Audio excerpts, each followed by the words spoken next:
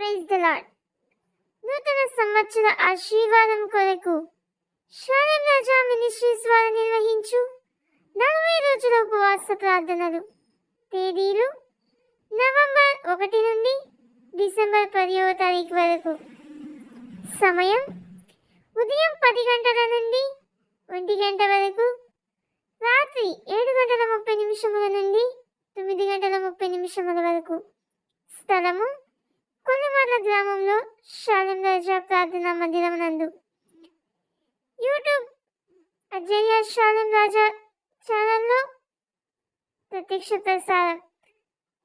అదేవిధంగా మీ యొక్క ప్రార్థన అవసరముల కొరకు సంప్రదించవలసిన మా ఫోన్ నెంబర్ 9705507178.